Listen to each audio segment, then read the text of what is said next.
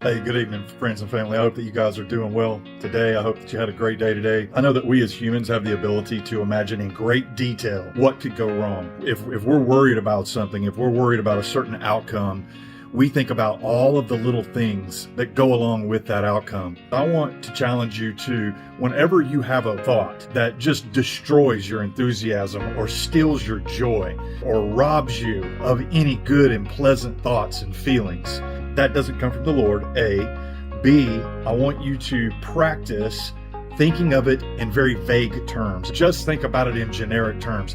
Don't think about it in such detail. If I tell you, what does the tree in your front yard look like? You might be able to describe it to me in some detail.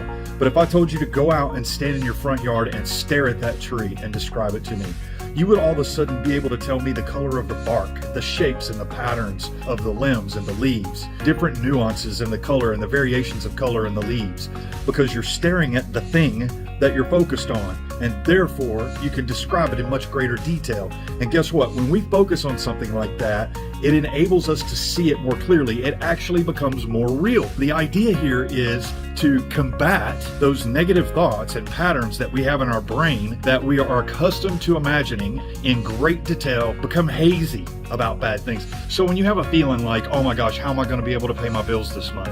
Instead of panicking over it and thinking, I'm going to be living under a bridge, stop that nonsense. If the Lord cares about the birds of the air and the lilies of the field, why am I worried? Am I saying just to sit around and not do anything about the circumstances? Obviously, I'm not saying that. We have a propensity to focus on the negative in great detail. And my challenge to you, stop focusing on the negative in such detail and start focusing on the positive, what is true and what is lovely. Focus on that in great detail. Focus on your victories. Focus on the things awaiting you, the adventure that awaits you in your life, the adventure that God wants to take you on. Focus on those things. Imagine how good things can be. So instead of focusing on the things that are negative, focus on that which is lovely and pure and good. I hope you guys are feeling blessed. It's Christmas time. I hope that you're in a good mood. I've got high hopes and high expectations. In spite of the circumstances, I believe that God's going to come through. I believe He's going to come through for me, and I believe He's going to come through for you too. Bless you. Have a great day.